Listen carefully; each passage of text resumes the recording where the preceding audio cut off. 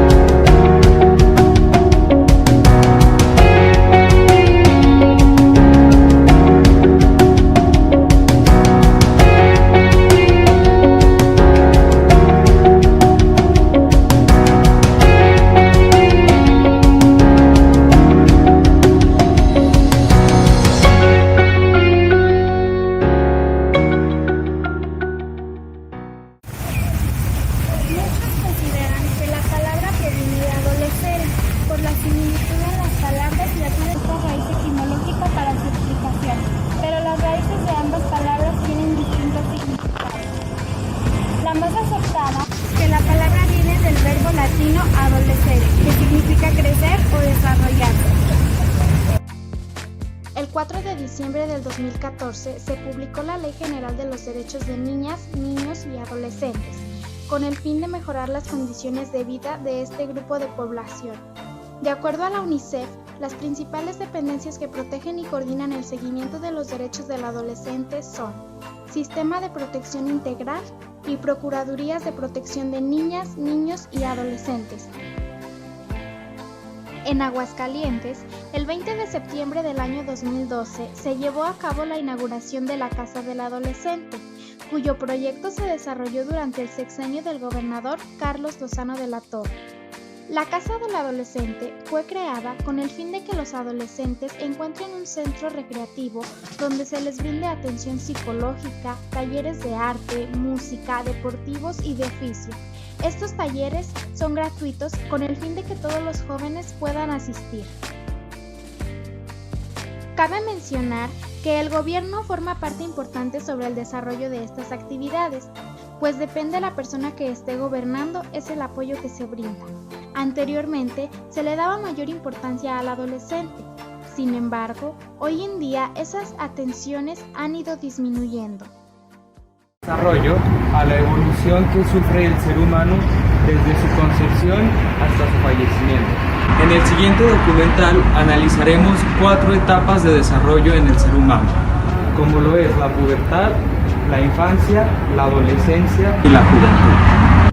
La infancia o niñez es un término amplio aplicado a los seres humanos que se encuentran en fases de desarrollo, comprendidas entre el nacimiento y la adolescencia o pubertad. La infancia es la época en la que los niños y niñas tienen que estar en la escuela y en los lugares de recreo, crecer fuertes y seguros de sí mismos. Asimismo, recibir el amor y el estímulo de sus familias y de una comunidad amplia de adultos. Es una época valiosa en la que los niños y las niñas deben vivir sin miedo, seguros frente a la violencia, protegidos contra los malos tratos y la explotación. Como tal, la infancia significa mucho más que el tiempo que transcurre entre el nacimiento y la edad adulta. Se refiere al estado y la condición de vida de un niño, a la calidad de esos años. Pubertad es el nombre que se le da a la época en la que comienzas a desarrollarte. y cuando tu cuerpo pasa por cambios que te convierten de un niño en adulto. Estamos hablando de asuntos como las niñas desarrollando senos y los niños comenzando a parecer más como los hombres.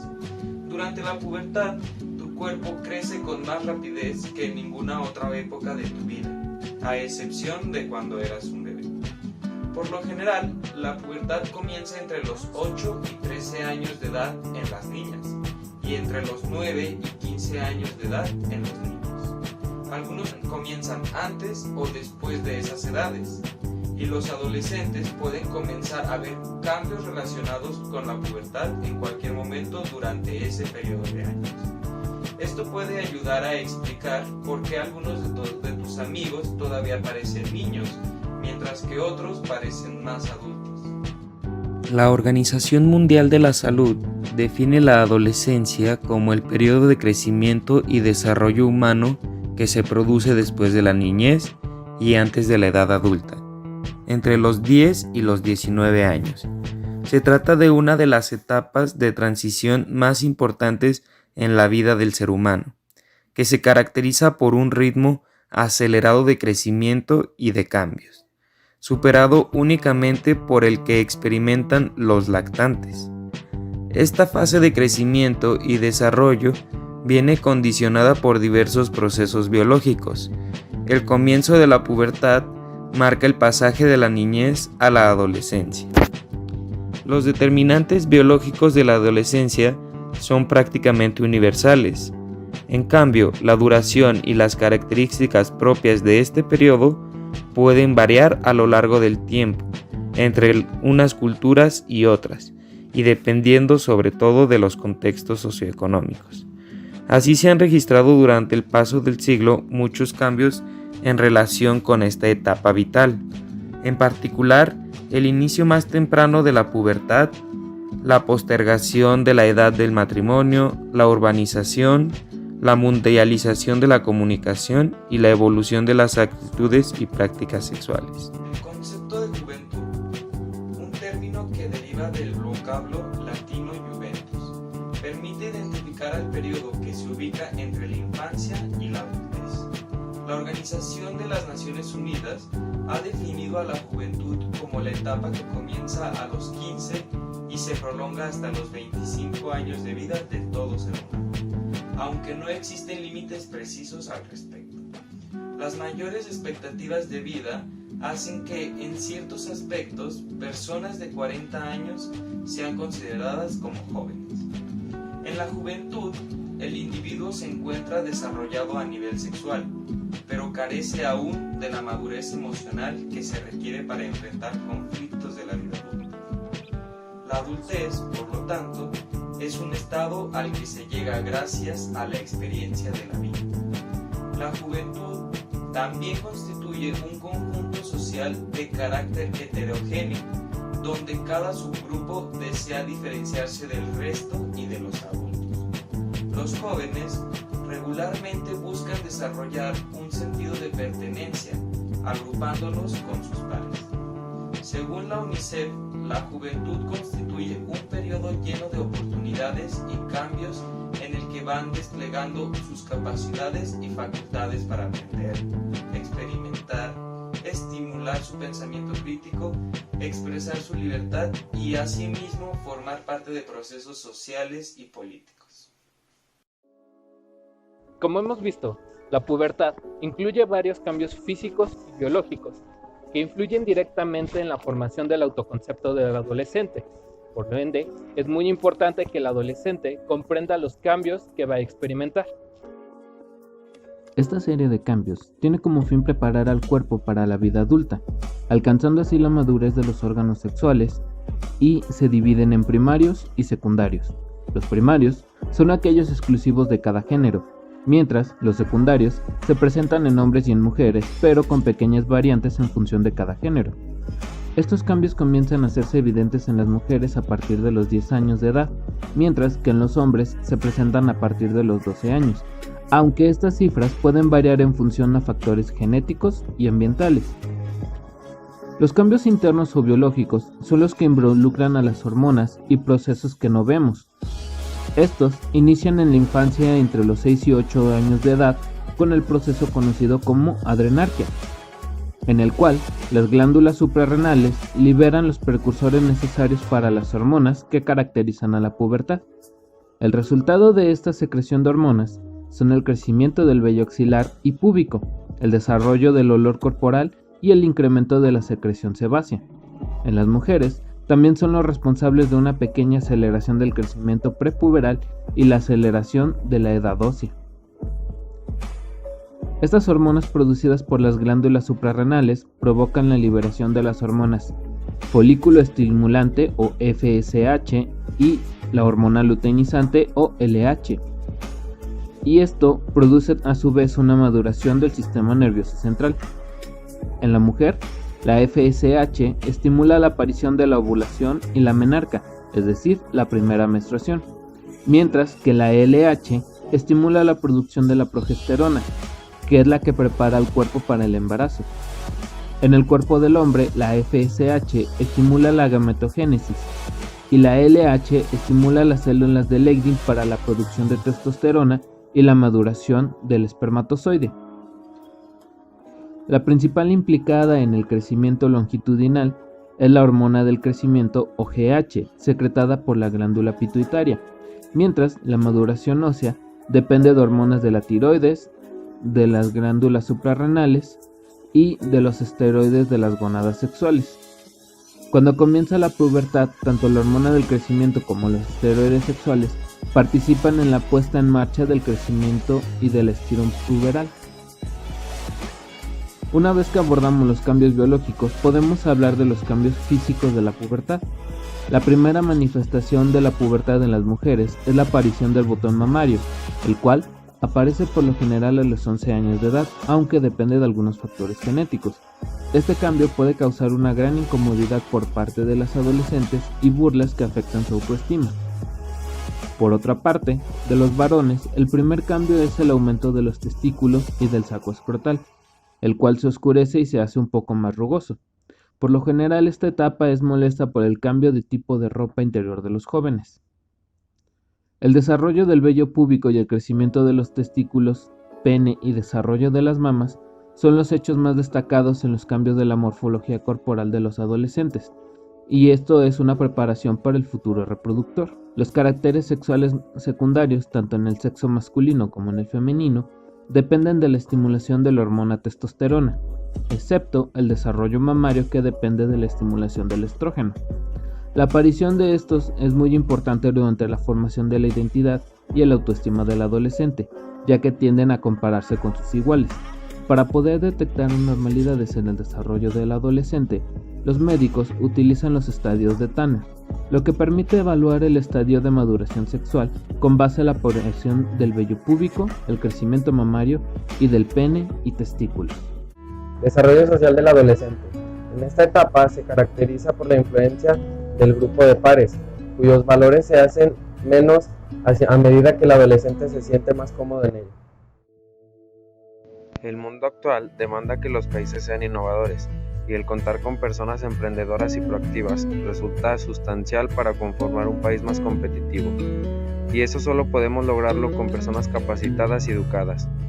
Es importante enseñar a los jóvenes que no solamente pueden ser médicos, abogados o las otras carreras que están tan saturadas, sino direccionarlos a nuevos mercados laborales. La falta de visión a largo plazo de nuestro país nos ha llevado a una carencia de personal calificado y un mercado ávido de una nueva generación capaz de satisfacer esa demanda, pero debemos percatarnos que apenas el 28% ha completado la secundaria y el 15.5% cruza la universidad. Esto levanta preocupación, pues hemos abandonado a una generación que está deseosa de superarse, pero no cuenta con los recursos necesarios para lograrlo. Si algo nos han demostrado los pasados acontecimientos políticos, como el referéndum, es que los jóvenes han tomado conciencia de la realidad nacional y demandan espacios de participación y reconocimiento, y que su involucramiento puede hacer diferencia. Por ello es fundamental que estén preparados para asumir tales responsabilidades y tengan un criterio informado. ¿Qué es la identidad? La identidad es el conjunto de características propias de una persona que le permiten reconocerse como un individuo frente a los demás. Sabiendo esto, vamos a explicar cómo se constituye este proceso de formar la identidad, usando la teoría de Erikson. Erikson sostiene que la búsqueda de la identidad es el tema más importante a través de la vida. Del mismo modo, él conceptuaba la sociedad como una fuerza positiva que ayudaba a moldear el desarrollo del ego o el yo. Una de las tareas del yo es mantener una personalidad coherente y un sentido de ser uno mismo y de continuidad de sí mismo a lo largo del tiempo y los sucesos de diferentes etapas del ciclo de la vida. Ahora bien, ¿cómo define Erikson la identidad? Él describe dos tipos de identidad que mantienen una relación entre sí, identidad personal e identidad del yo. La identidad personal. Esta se basa en dos observaciones simultáneas: la percepción de ser uno mismo y la continuidad de la propia existencia en el tiempo, el espacio y la percepción del hecho de que los demás reconocen nuestra identidad y continuidad.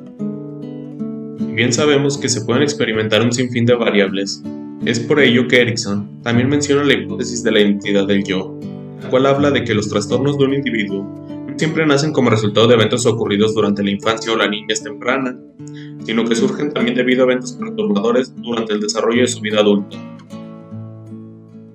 Y las etapas mencionadas son: confianza básica versus desconfianza. Esta etapa cubre desde el nacimiento hasta los 12 o 18 meses. En esta el bebé desarrolla el sentido de la confianza ante el mundo.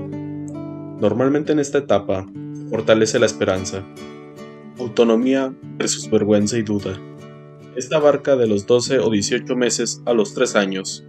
Durante este periodo, el niño desarrolla un equilibrio frente a la vergüenza y la duda. En esta se fortalece la voluntad. Iniciativa versus culpabilidad. Cubre de los 3 a los 6 años. A lo largo de este periodo, el niño desarrolla la iniciativa, cuando ensaya nuevas cosas y no se intimida ante el fracaso. En esta se fortalece el propósito. Industriosidad versus inferioridad. Este periodo va de los 6 años a la pubertad. A lo largo de este periodo, el niño debe de aprender destrezas de la cultura a la cual pertenece, enfrentarse a sentimientos de inferioridad. En esta normalmente se fortalece la destreza. Identidad versus confusión de identidad. Va desde los 13 a los 20 años, y durante esta etapa, el adolescente debe determinar su propio sentido de sí mismo. En esta etapa, se fortalece la fidelidad. Intimidad versus aislamiento. Va desde los 21 a los 30 años. En esta etapa, la persona busca comprometerse con otros. Si no tiene éxito, puede sufrir sentimientos de aislamiento y de introspección. En esta se fortalece el amor. Creatividad versus ensimismamiento. Cubre de los 30 a los 50 años, en donde los adultos maduros están preocupados por establecer y guiar a la nueva generación. En caso contrario, se sienten empobrecidos personalmente. En esta se fortalece la preocupación por otros. Integridad versus desesperación. Va de los 50 años en adelante. Durante esta etapa, la persona mayor alcanza el sentido de aceptación de la propia vida, lo cual le permite la aceptación de la muerte. En caso contrario, cae en la desesperación. En esta se fortalece la sabiduría. Los tipos de padres. Podemos diferenciar los distintos tipos de padres que pueden existir, según su actitud ante distintos aspectos de la educación de sus hijos y de la relación que tienen con ellos. Para explicarlos de mejor manera, podríamos dividir en 4 grupos los tipos de padres, los cuales son: padres autoritarios. Tienen un alto grado de control y de exigencia, pero hacen poca demostración de afecto y tienen una pobre comunicación con sus hijos. Padres democráticos. Tienen una buena comunicación y son cariñosos con sus hijos. Además tienen un alto grado de control y de exigencia. Padres permisivos. Son padres cariñosos y con buena comunicación con sus hijos, pero son poco exigentes y con poco control sobre ellos. Padres negligentes o indiferentes. Son padres que poseen niveles bajos de control, exigencia, afecto y comunicación con sus hijos. Este caso es común en familias desestructuradas. Esto es en cuestión de los tipos de padres, pero que, como mencionamos, también influye en el tipo de familia, que es lo que explicaremos enseguida.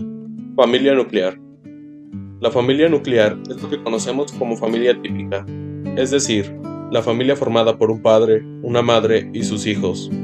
Las sociedades generalmente impulsan a sus miembros a que formen este tipo de familias. Familia monoparental. La familia monoparental consiste en que solo uno de los padres se hace cargo de la unidad familiar y, por tanto, en criar a los hijos. Suele ser la madre la que se queda con los niños, aunque también existen casos en que los niños se quedan con el padre. Cuando solo uno de los padres se ocupa de la familia, puede llegar a ser una carga muy grande, por lo que suelen requerir ayuda de otros familiares cercanos, como los abuelos de los hijos. Las causas de la formación de este tipo de familias pueden ser un divorcio, ser una madre prematura, la viudedad, etc. Familia adoptiva. Este tipo de familia hace referencia a los padres que adoptan a un niño. Pese a que no son los padres biológicos, pueden desempeñar un gran rol como educadores, equivalente al de los padres biológicos en todos los aspectos. Familias sin hijos. Este tipo de familias, las familias sin hijos, se caracterizan por no tener descendientes. En ocasiones, la imposibilidad de procrear de los padres lleva a estos a adoptar un hijo. En cualquier caso, podemos perfectamente imaginar una unidad familiar en la que por un motivo u otro no se haya querido o podido tener hijos. Pues no hay que olvidar que lo que define a una familia no es la presencia o ausencia de los hijos. Familia de padres separados. En este tipo de familia, los progenitores se han separado tras una crisis en su relación. A pesar de que se nieguen a vivir juntos, deben de seguir cumpliendo con sus deberes como padres. A diferencia de los padres monoparentales, en los que uno de los padres lleva toda la carga de la crianza del hijo, los padres separados comparten funciones, aunque la madre sea, en la mayoría de las ocasiones, la que viva con el hijo. Familia compuesta. Esta familia se caracteriza por estar compuesta de varias familias nucleares. La causa más común es que se han formado otras familias tras la ruptura de parejas. Y el hijo, además de vivir con su madre y su pareja, también tiene la familia de su padre y su pareja, pudiendo llegar a tener hermanastros. Se trata de un tipo de familia más común en entornos rurales que en los entornos urbanos, especialmente en contextos en los que hay pobreza. Familia homoparental. Este tipo de familia se caracteriza por tener a dos padres o madres que adoptan a un hijo. Aunque esta posibilidad suscita un amplio debate social, los estudios han demostrado que los hijos de padres o madres homoparentales tienen un desarrollo psicológico y emocional normal. Familia extensa. Este tipo de familias se caracterizan porque la crianza de los hijos está a cargo de distintos familiares, o viven varios miembros de la familia, como lo son padres, primos, abuelos, etc., en la misma casa. Durante el semestre estuvimos analizando los diferentes contextos en donde se encuentran las escuelas, entre ellos el rural y urbano, lo que nos permitió analizar diferentes características de cada uno de ellos. Cristo roto en manantial, soy sonaja en la llanura, arco y flecha, golpe en tierra, barrio quieto, sierra fría. Soy de ti, te cocino. Los rurales son en general pocos, por lo cual muchas veces se reúnen en una misma aula y con un mismo docente alumnos de diferentes edades y nivel de instrucción. Son jóvenes que en general ayudan a sus familias en las tareas agrícolas y cuentan con pocos recursos y ayuda familiar, pues muchos padres no han recibido educación formal. Para lograr otorgar a esta población una igualdad de oportunidades, se debe ser realista, adecuarse a cada ámbito específico y a sus necesidades, tomando en consideración los conocimientos teóricos pero también los prácticos, que les permitan a los alumnos lograr una mayor calidad de vida en vistas a los recursos con que cuentan y ayudarlos a generar nuevos en vistas a su formación integral y su progreso humano, intelectual y físico. Las escuelas tienen problemas de recursos materiales y humanos. Carencia de recursos materiales, sobre todo los que tienen que ver con infraestructura, y escasos recursos didácticos. Además, los maestros carecen de acceso a información que les permita perfeccionar su carrera profesional, incluyendo en algunos casos los trabajos de docentes en tareas que son de no docentes. A su vez, el 30% de las escuelas rurales son unidocentes y el 15% son bidocentes.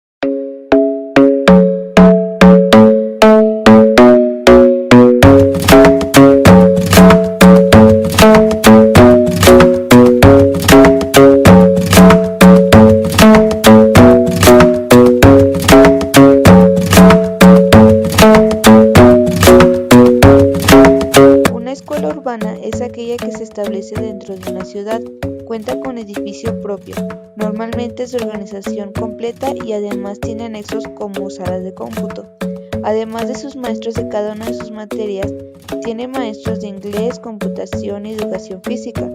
La familia se encuentra en la mayoría de los casos presente y participa de manera activa en la educación de sus hijos. En la educabilidad radica la posibilidad que tiene el hombre de formarse, el derecho que le asiste y es el resultado de la buena distribución de responsabilidades entre la familia, la escuela y el Estado, que son los actores que la garantizan. El nivel socioeconómico de las escuelas urbanas no posee un encuadre específico, pero sí se mueve dentro de los límites promedio de un nivel medio-bajo, aunque hay alumnos de nivel bajo y nivel alto, siendo estos escasos. Las diferencias entre estudiantes rurales y urbanos radican en su forma de vestir, en sus gustos musicales y también en sus aspiraciones. Esto se debe a dos factores, los factores intrínsecos y los factores extrínsecos. Los factores intrínsecos están relacionados con el sistema neuroendocrino, refiriéndose a la herencia genética de enfermedades y hormonas. Por otra parte, los factores extrínsecos son las condiciones del medio ambiente que podrían afectar a los dominios biológicos y comportamientos. Dichos podrían ser aspectos socioeconómicos, que son factores de riesgo que directa o indirectamente afectan al estado nutricional infantil. En este aspecto, la renta y la per cápita familiar se relaciona con la educación, la sanidad, acceso a servicios de salud y bienes de consumo. Factores étnicos. El estilo de vida, la dieta, educación y la vivienda son culturalmente determinados por los patrones de hábitos, actitudes y comportamientos, que generan diferencias de conocimientos y crecimiento entre los grupos étnicos. Factores geográficos. Destaca que habitantes de zonas asociadas a una baja temperatura, escasa humedad relativa, alta radiación solar e hipoxia, generalmente presentan un crecimiento lento y prolongado que se traduce a un menor tamaño corporal en la edad adulta, siendo más pequeños que los habitantes de zonas cercanas al nivel del mar, que además poseen un tamaño y volumen torácico mayor que el de los habitantes de las tierras bajas de igual etnia, y mucho mayor que el supuesto para la talla del individuo. La comprensión del impacto de los cambios climáticos y temperaturas extremas de calor y frío sobre los niños es aún incipiente. Aunque se ha demostrado que los niños americanos que vivían en áreas tropicales tienen un menor peso corporal para la estatura de aquellos que residían en zonas templadas. Los cambios físicos pueden presentarse desde el último año de primaria, sin embargo en secundaria son más notorios.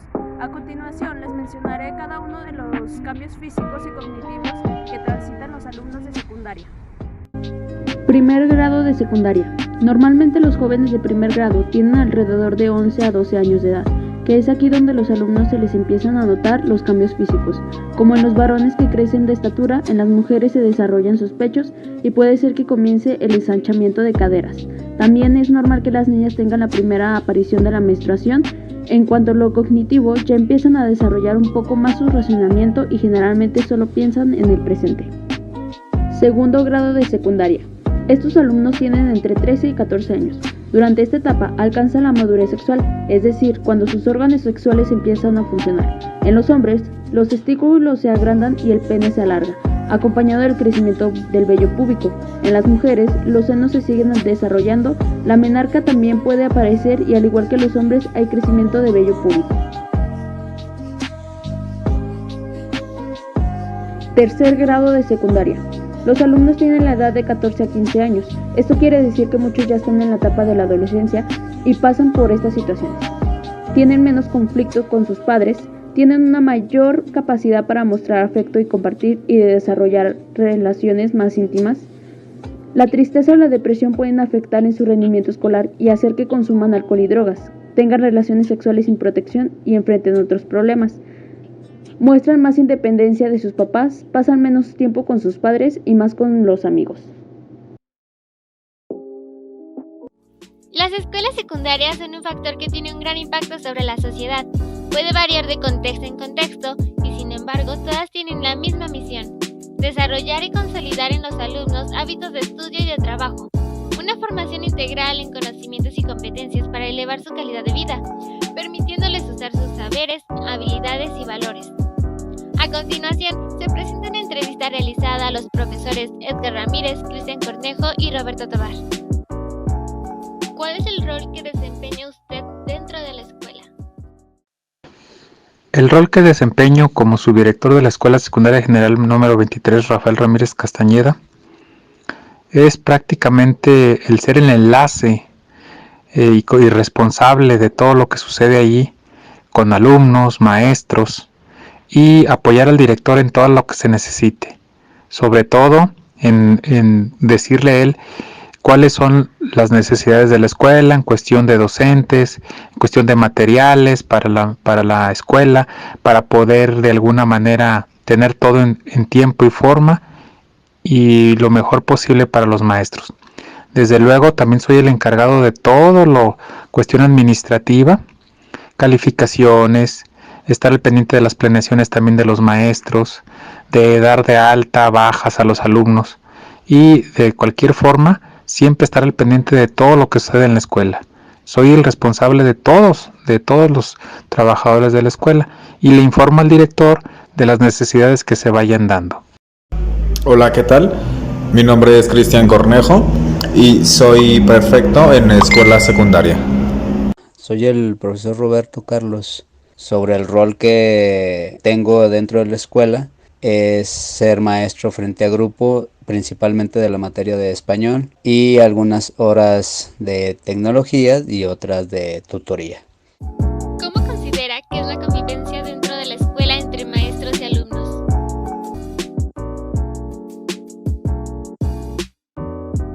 La convivencia que hay en la escuela entre maestros, docentes y con los alumnos siempre de alguna manera es amable, es sana, es cordial, es respetuosa y siempre con la intención de que haya esa armonía. Por lo tanto, siempre se ha dado bien, hay confianza entre los alumnos hacia los maestros y desde luego los alumnos son un gran apoyo para las dudas que van teniendo los alumnos y sobre todo para informarle también a los padres de familia del desempeño académico de sus hijos. En la secundaria existe buena convivencia entre maestros y alumnos. Por lo general, tanto en las clases como fuera de ellas, los maestros procuran acercarse a los alumnos, siempre midiendo muy bien la línea que separa entre una amistad y una relación entre maestro y alumno. Es muy cordial, los muchachos son muy nobles y pues ahí entre toda la comunidad escolar nos llevamos muy bien. ¿Qué me puede decir acerca del contexto en el que está situado la escuela? El contexto en donde se encuentra la escuela es rural, se encuentra dentro de un espacio en el cual está rodeada de varias colonias, pero de cualquier forma todas convergen ahí en la secundaria.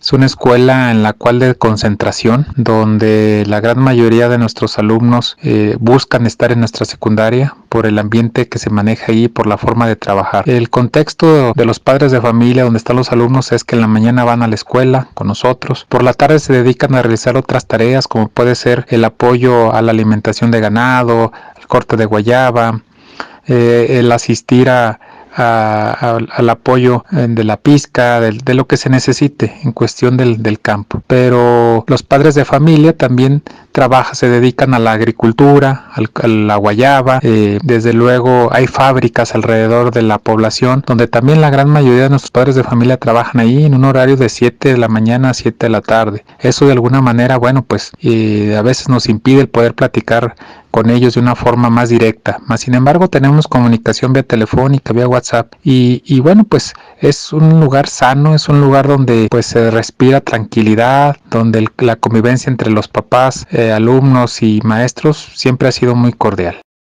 La escuela se encuentra en un contexto donde se rodea por varias instituciones educativas. Solo que el fraccionamiento, la colonia donde se encuentra, pues sí es un tanto peligrosa. Se han encontrado diversas pandillas, por lo general son pandillas. Pues lo malo de este contexto es que en muchas ocasiones cuando los alumnos salen de la escuela se quedan cerca de ella y pues las pandillas son las que llegan a buscar los conflictos con los alumnos. Ese sería el único contexto negativo en el cual está la escuela. Pues es un medio rural, La escuela está a pie de carretera, está un poquito aislada de la comunidad y pues a su alrededor tiene parcelas, pero está muy bien ubicada la escuela, es muy fácil de localizar. ¿Qué papel juega la escuela dentro de la comunidad? La escuela juega un papel muy importante dentro de la comunidad, ya que la gran mayoría de nuestros padres de familia ya fueron alumnos de nuestra escuela. Entonces siempre tienden las indicaciones, las sugerencias que les damos ahí, tanto los maestros y los directivos a ellos, papás. De alguna manera influye siempre al hacer alguna actividad en el pueblo, ya que la escuela secundaria General 23 normalmente es la que liderea estas acciones, como por ejemplo el 15 de septiembre, el 20 de noviembre, festividades para Día de Muertos, navideñas. Siempre la escuela está a la vanguardia. Las escuelas que están alrededor, primarias, preescolares, siempre atienden al llamado de la secundaria. Y siempre las actividades de alguna manera van dirigidas a que se vea el trabajo que se hace en nuestra escuela. Sobre el papel de la escuela en la comunidad, pues somos formadores. Por ser educación básica, pues nos toca todavía ser formadores de niños y jóvenes. Y pues principalmente es reforzar los valores y los conocimientos de los muchachos para que los puedan usar en su vida cotidiana. ¿Qué diferencia se encuentra entre una escuela urbana y una rural? Diferencias entre nuestra escuela, que es nuestra rural, y una urbana. Bueno, pues el trato con los padres de familia siempre es más cercano, es más sencillo, es más tolerante. Desde luego habrá escuelas urbanas donde también se pueda dar esto, pero no se siente mucho la cercanía en una escuela urbana. En la escuela rural como en la que estamos, el trato con los mismos alumnos, el respeto que hay de los alumnos hacia los maestros, el respeto que hay todavía de los padres de familia hacia los maestros, se ve muy diferente a como se da todavía acá en la zona urbana. Más sin embargo, bueno, pues siempre ha habido de alguna forma la experiencia que hay de otras escuelas. Tomamos lo mejor para que siempre seamos un ejemplo a seguir en nuestra comunidad. La diferencia entre una escuela rural y urbana, lo principal sería la infraestructura. Después de ello, pues los conocimientos que se les deben pasar a los alumnos no son los mismos, ya que en base a su contexto no pueden o no les sirven de la misma manera a lo rural y lo urbano. Pues es muy grande la diferencia que hay en el medio rural donde nos encontramos nosotros. Pues a lo mejor tenemos ciertas carencias de materiales, pero nos adaptamos a lo que tenemos, a lo que podemos utilizar. Y las escuelas urbanas pues tienen un poco más de recursos por el tipo de apoyos que reciben por parte de gobierno. Pero pues mira, el trabajar en una escuela rural se trabaja a gusto. ¿Qué distingue a un estudiante de secundaria urbana de uno de escuela rural? Académica, física, biológica y cognitivamente. Creo que no hay diferencias en relación a los alumnos, a la cuestión cognitiva, a la cuestión del aprendizaje. Tanto alumnos de la escuela urbana como en nuestra escuela tienen de alguna manera las mismas ventajas, las mismas de alguna forma utilidad de poder aprender. Más sin embargo, creo que en la comunidad rural nuestros alumnos son de alguna manera un poco más sencillos, no manejan todavía algún tipo de situación en la cual le pierda el respeto al maestro. Entonces creo que eso ayuda, esa posiblemente sea la diferencia. La humildad, son muy humildes nuestros alumnos, son respetuosos y desde luego No significa que los alumnos de las escuelas urbanas no lo sean, pero siempre el contexto de estar alrededor de tanto movimiento como puede ser el de una ciudad, sí cambia. Entonces, eso podría ser una diferencia. La diferencia entre un alumno de escuela rural es que el alumno de escuela rural es un poco más noble, es un poco más dedicado, por lo general son más humildes y valoran un poco más la educación, ya que no la tienen por lo general tan cerca. Los de escuela urbana, no todos, pero pues sí en su mayoría, pudiéramos decir como la mitad, poco más de la mitad, sí son aplicados, son dedicados, sí valoran la educación, pero por lo general son un poco más desentendidos, ya que pues todo lo tienen más cerca. Para ellos no batallan tanto para conseguir las cosas, a diferencia de la escuela rural. Mira, el tipo de alumnos es muy diferente. Los muchachos del medio rural son muy nobles, todavía tienen respeto hacia la autoridad, hacia el maestro. Y en lo que respecta al medio urbano, pues son, digamos, insolentes, falta de valores, y pues eso desafortunadamente viene de casa, ¿no? Por medio de los papás. ¿De qué manera considera que impacta el medio sociocultural y económico en el desarrollo cognitivo, físico y emocional de los alumnos?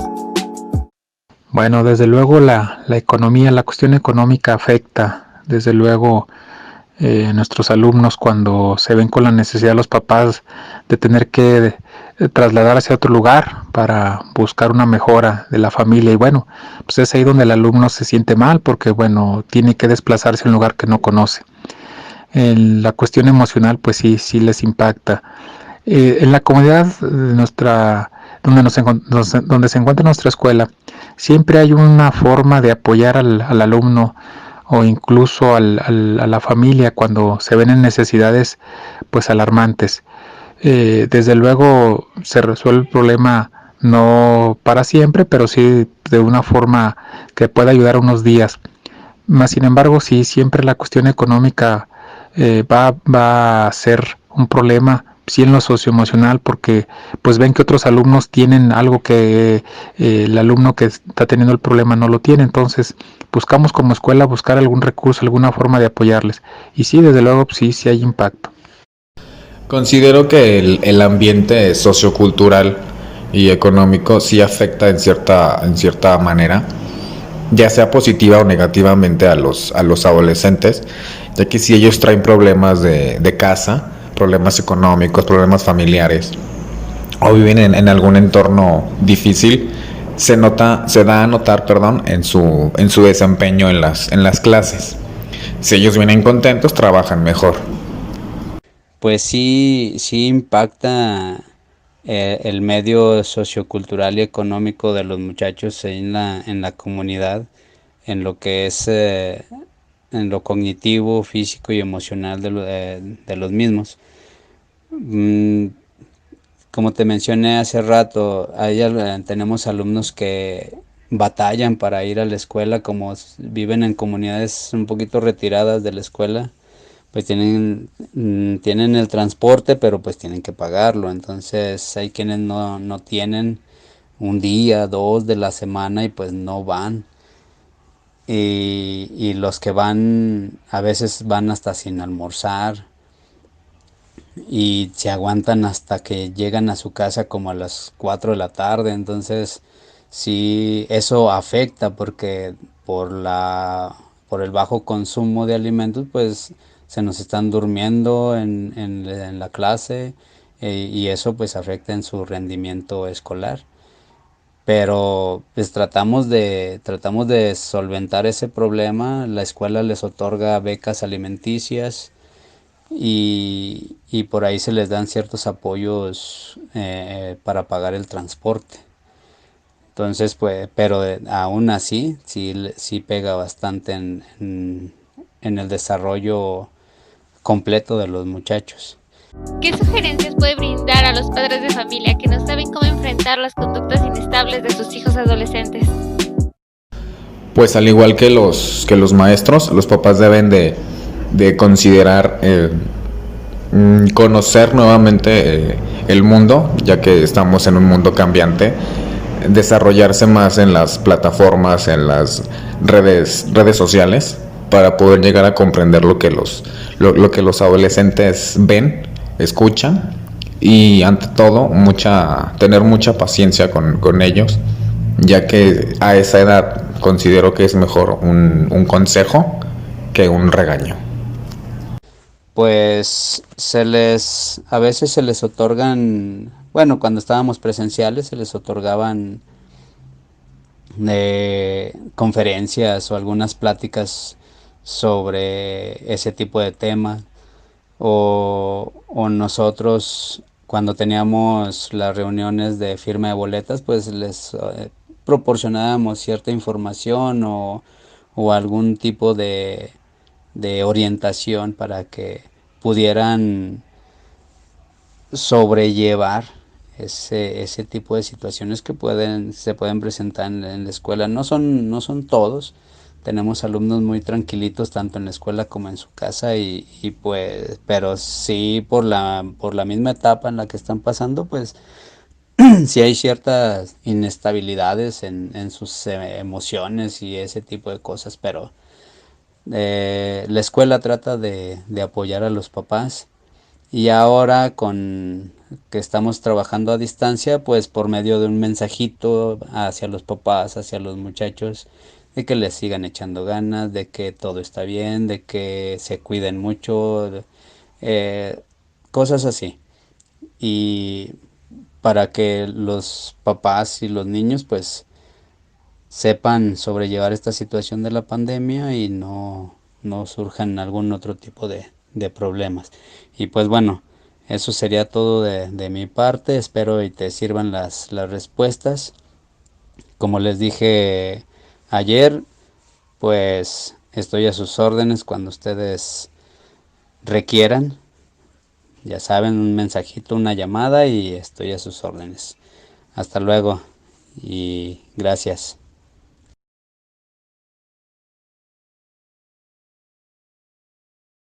A continuación, voy a hacer una recopilación de algunos datos que se obtuvieron gracias a las guías de observación de las diferentes escuelas que nos asignaron. La primera escuela es la Escuela Secundaria General 23, ubicada en Ojo Caliente, Calvillo. Algunas de las herramientas que se mencionan que se utilizan es el Aprende en Casa 2 y se comunican por medio de WhatsApp. Un poco de su contexto es que la falta de agua afecta a la escuela. No hay zonas de peligro, hay niños que trabajan aunque estén estudiando y la escuela no corre riesgos o peligros por desastres naturales. Respecto al trabajo, aunque se procura resolver y recibir dudas, no es 100% seguro que se adquieran todos los aprendizajes esperados. Y sobre la escuela, nos mencionaron que cuenta con rampas, equipo USACER de psicólogos, comedores, malla ciclónica, un alambre de púas, etc. Algunas costumbres y tradiciones que se encontraron en esta comunidad es que son personas muy religiosas. Les gusta el ciclismo, pasar el tiempo en las plazas, recolectar guayabas y los niños son muy hogareños.